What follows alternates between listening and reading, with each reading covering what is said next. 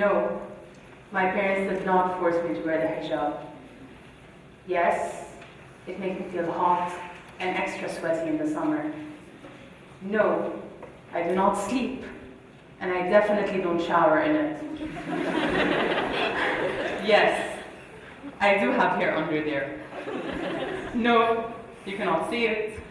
No, you cannot know how long it is. And no, I will not tell you what color it is. Yes, I chose to take it off. No, it was not easy. I was judged, but relieved. Yes, people were shocked. They looked at me, saw something different.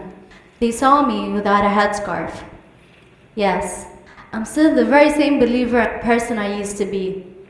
Now, before I tell you the story of my hijab, let me tell you my story with the hijab.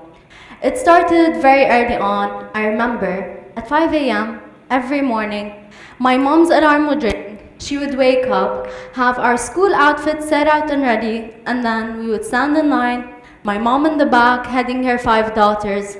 Each of us had to braid her younger sister's hair and have her ready for school. Being the youngest, I used to braid my Barbie's hair before sending her to school every morning. With every sister wearing the hijab, the line was getting shorter until I was the only one left for my mom to take care of. She was phenomenal, better than a hairdresser. All my friends were jealous of my hairstyles. This was until I turned 9, when I walked to class wearing the hijab. That morning was different. I could not wait to wear the hijab with the Barbie on the back of the headscarf. I could not wait to carry my mom's purse and try her high heels too. I could not wait to have a voice, to be heard, and to become a woman. My long hair did not see the light from that moment and for 12 long years. How about you? When did you wear the hijab? My story with the hijab is the total opposite. I was this clueless, chubby 12-year-old who knew a few words of Arabic and barely even knew why we Muslims wear the hijab.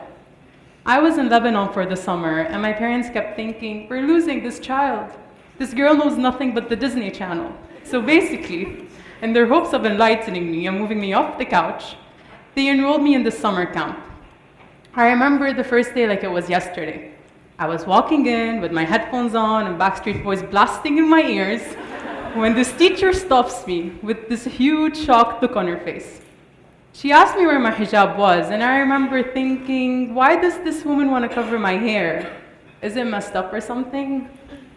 Long story short, she explained the concept for me and asked me to not forget to wear it every morning. And that's how my summer went. I'd put a hijab on in the morning and removing it before going back home. Surprisingly, a few weeks later, I started to feel more comfortable with my hijab.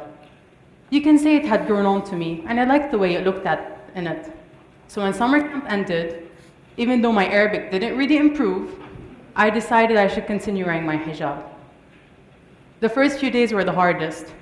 I just kept forgetting to keep it on when I should. And the Natur had to remind me every single time I opened the door for him.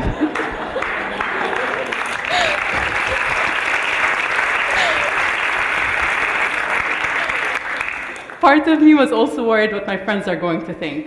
I mean, I wish there was some sort of social media form, so I would upload a picture, receive shocked emoticons instead of all the shocked faces I saw on my first day back in school.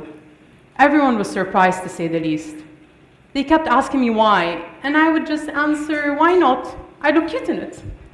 Yes, I know, it sounds ridiculous right now, but ever since that day, my hijab became a part of who I am, and is a part of who I am as a person today.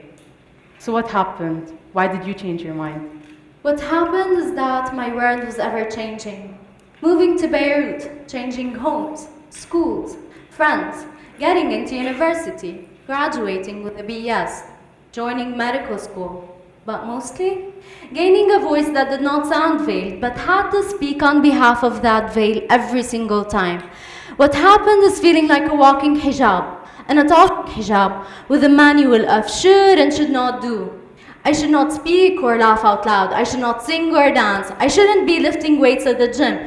I should represent every Muslim woman out there. I shouldn't be a feminist or a civil rights advocate.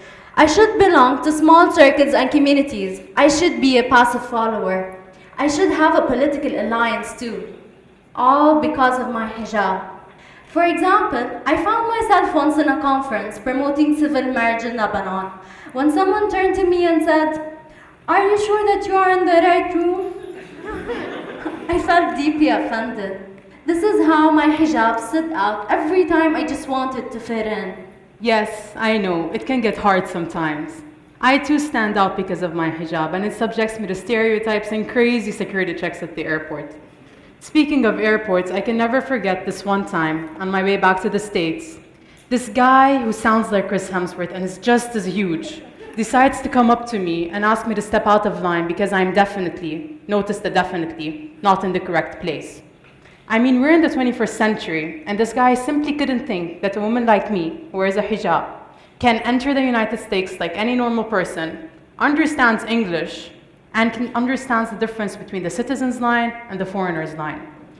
Excuse me, Mr. Chris Hemsworth, let's call him, but my hijab does not make me an alien. I actually wish I drove a UFO and had superpowers, but I drive a Picanto, like most Lebanese people do.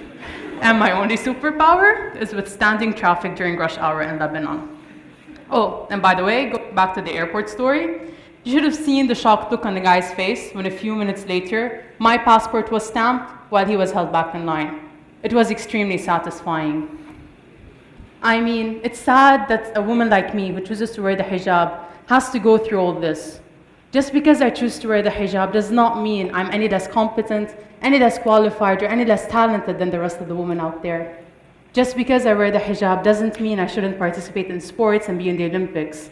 Just because I wear the hijab doesn't mean I shouldn't have a successful career. Just because I wear the hijab does not mean I should not have fun and have friends and just live a normal life. I'm not one to brag, but as my hijab is a part of me, I'm still fun. I'm smart, I'm in pharmacy school. And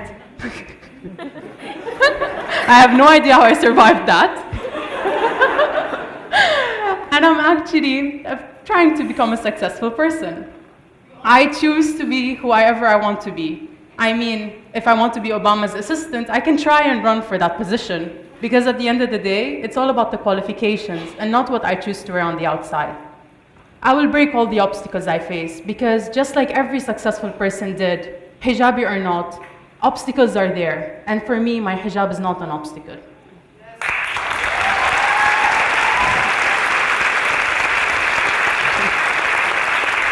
Thank you. So, did you try fighting the system? For a while, the only thing I enjoyed about my hijab is really fighting the system, breaking the rules. The more the hijab tried to shush me, the louder I spoke. But after all, I could not wait to take off the hijab. I could not wait to have my voice back. I could not wait to break the split between the hijab I am in public and the stay-at-home voice I've been hiding. But how? Where? When? With whom? I had to sleep on the idea of taking off the hijab hundreds of nights, then wake up the next morning only to wear it. I had to face my parents with my decision. I had to stand up for what I believe in, even if it's not what they believe in. I had to wait for the right time, place, and people.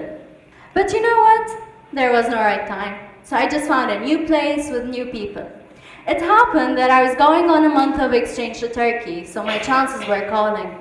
I packed my bag without a single veil, but kept on thinking on how and where to remove the veil over my head.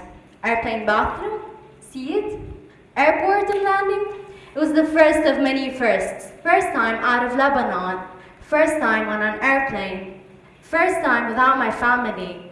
First time on exchange. And first time, finally, without my hijab. I made it to the plane. Then, for a minute, the lights went off, the plane took off, and so did my hijab. Not only was the airplane flying, I believe I was flying too.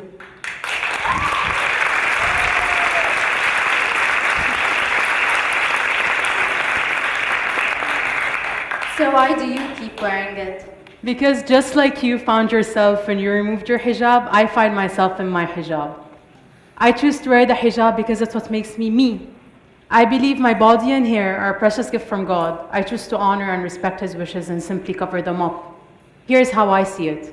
If my body is hidden behind clothing and my hair is hidden behind my hijab, That leaves only my face, my words, my voice, my spoken thoughts, and that is what makes me me. I believe my hijab is my form.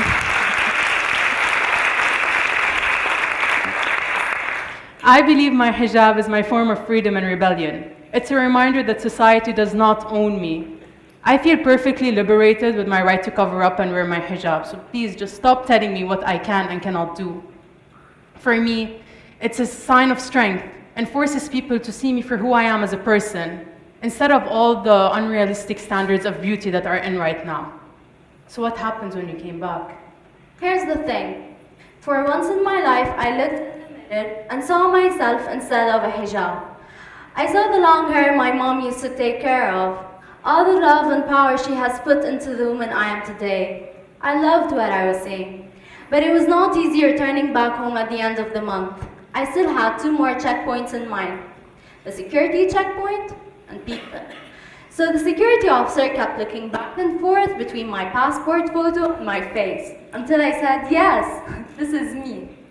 I still had people to check, and each of them seemed like a security checkpoint. Some did not recognize me and just walked past. Others recognized me in second glances. That's when they were shocked. Naiman, congratulations! Is this really you, Narjes? No way! How did your long hair fit in that hijab? Some friends were even creative in their compliments. I was always sure about your beauty, but now I'm certain. Others were obviously not pleased with my decision. But I understand your experience is very much different. Honestly, yes. Not one time have I blamed my hijab for holding me back. I choose to fight to get to where I want, just as every accomplished person has done before me. And I don't believe it's that hard of a fight. Sometimes, all it really takes is a smile and people tend to accept you faster. People tend to build walls and dictate an ideal hijabi, but there is no ideal. Each person is his own character. I am not tied down by my hijab. It has actually helped me become more comfortable in my own skin and be my own self. But I must say this, just because I choose to wear the hijab does not mean I represent every Muslim woman out there. Just because I choose to wear the hijab or remove it, that does not mean that I can decide what any other person can do. Today, we have a message to share with the world. Today, we ask you to empower every woman to make the choice that she wants, to write her own story in the world and leave her own mark. Today, we're 2 women.